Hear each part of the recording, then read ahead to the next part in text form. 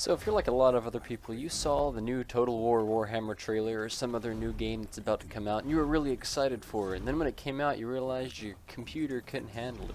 I'm Caleb Crisp, and today we're counting down 10 more games that you can run on low-end PCs. Now since I have already done one of these aren't really in any particular order, they're just 10 great games that you can run. Without further ado, let's jump right in. So first up we have XCOM Enemy Unknown. Now this game is absolutely awesome. Basically what you do is you build up your squad of these characters, and it's kind of a strategy game where you have different characters who are better at different fighting styles. So you have like your assault guy who's got this big rifle, and you've got your sniper and this light machine gun dude, and things of that nature. I believe you can have up to 5 guys. I did play the game back when it first came out, so maybe a little bit iffy on my knowledge of the game since then.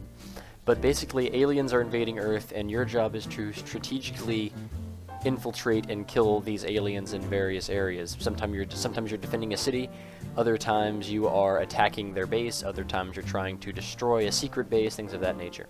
Also, you can run it on anything as long as you have a dual-core CPU, 2 gigs of RAM, at least Windows Vista, yeah, if anybody's still using that, and 256 gigs of graphics memory, DDR3.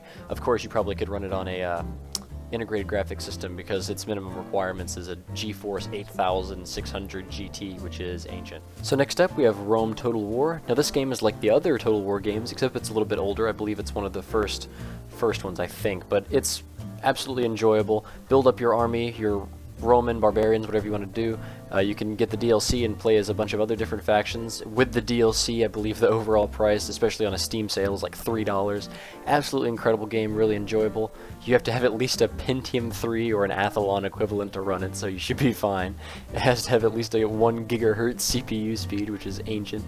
256 megs of, that's probably DDR2 RAM, but it might be DDR3. You could run this on Windows 98 SE if you wanted to.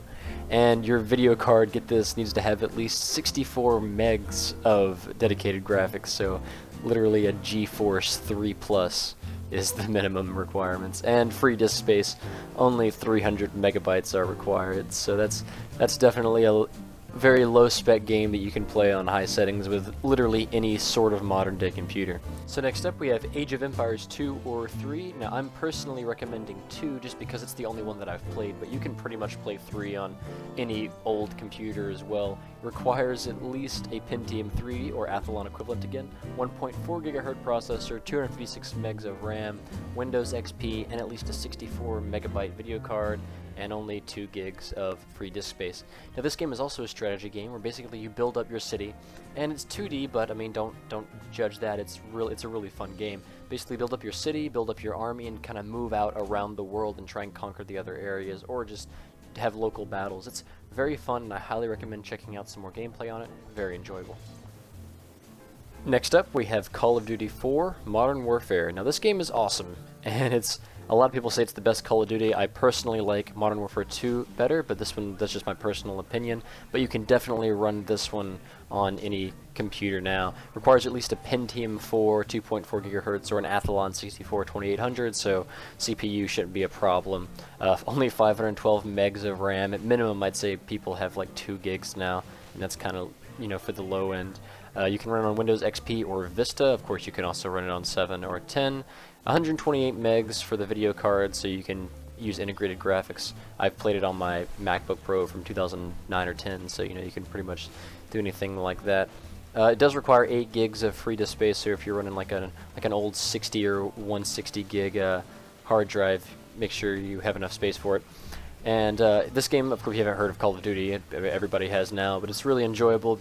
Run around, shoot people. The campaign is really enjoyable. It starts off, in my opinion, the best campaign series in Call of Duty.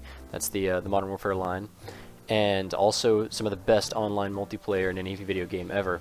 Now, don't judge me too much by me liking on Call of Duty 4 Modern Warfare, because I like Modern Warfare 2 and Modern Warfare, and to an extent Modern Warfare 3 as well. But I'm now a CSGO fan through and through, and CSGO is on the first list, so cut me some slack. Now, if you've ever wanted to rob a bank with a crossbow and not go to jail, then Payday 2 is definitely your game. Now, you can use guns all you want, but I say that Payday 2 with the Chivalry expansion is awesome. Now, $5 just so you can attack people with a sword instead of a gun may be a little bit much, and they should have just had that in the original game.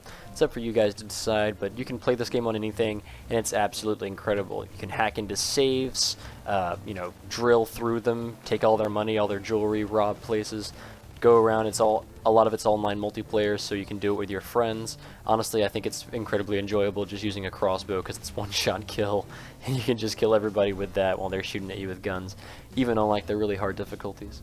All it requires is a 2 GHz dual-core processor, a 2 gigabytes of RAM, at least Windows XP, an NVIDIA GeForce 8800 or an ATI Radeon HD 2600, so essentially 256 megs of dedicated graphics, and at least 10 gigs of free disk space, so you can pretty much run this on anything now.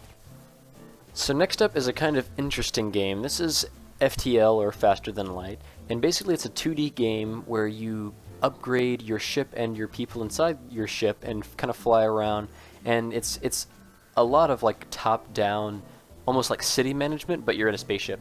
It's a lot like that, and it's really enjoyable, and you got to defend against like aliens who attack you. Now this game is interesting because you can run on anything. I don't even have to list the specs. Trust me, you can run it. But this game is interesting because I'd actually recommend purchasing it for the iPad if you actually have an iPad, because then you can play it anywhere with you and it'll 100% run well. So even if I'm wrong about you being able to run it, even though you can, it's specs, you could run this on, you probably could actually plug it into a potato and it would work.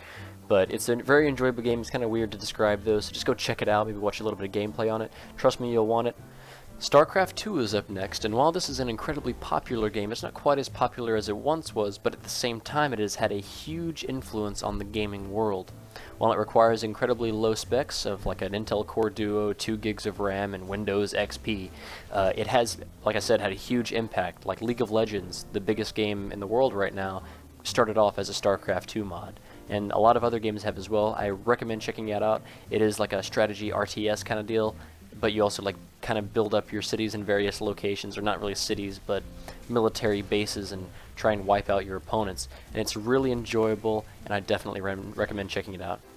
So I wouldn't be too surprised if you've never heard of Torchlight 2. It's not hugely popular, but it does have a small but powerful fan base, and it's really enjoyable. If you want a game that's kind of like a lot like Diablo, really, but with almost League of Legends style graphics, then this game is definitely for you, and it's really enjoyable. It requires at least a 1.4 GHz CPU, a gig of RAM, Windows XP, again, DirectX compatible graphics card with at least 256 megs of dedicated graphics, and only 1.2 gigs of free hard drive space, and it gives you quite a few hours of gameplay. Really fun. Like I said, it's a lot like Diablo, kind of like a dungeon crawler, diver kind of thing.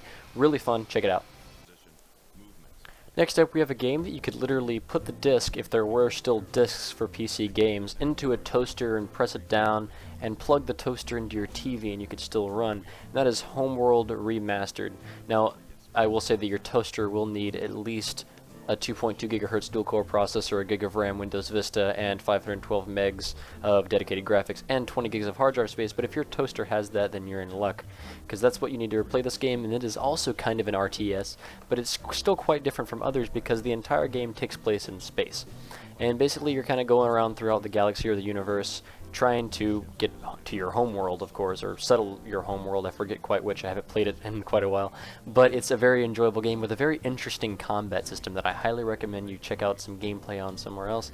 And lastly, we have Rocket League. Now this game is awesome. If you haven't heard of it, it's basically like soccer, but you're in go-karts essentially, or like four-wheelers, just vehicles, and there's a massive ball that you're trying to knock in the goals. You can jump around, you can fly a little bit. They're called aerials. Very enjoyable game. And it's essentially the game of soccer, but in vehicles, like I said. All it requires is a 2 GHz dual-core CPU, 2 gigs of RAM, a Windows Vista SP2 or newer computer, and an NVIDIA 8800, along with 2 gigs of disk space. But I think that may have increased slightly since these stats have been updated. Like, you could literally play this on that $100 compute stick from Intel, but it's really fun, and I highly recommend you check it out.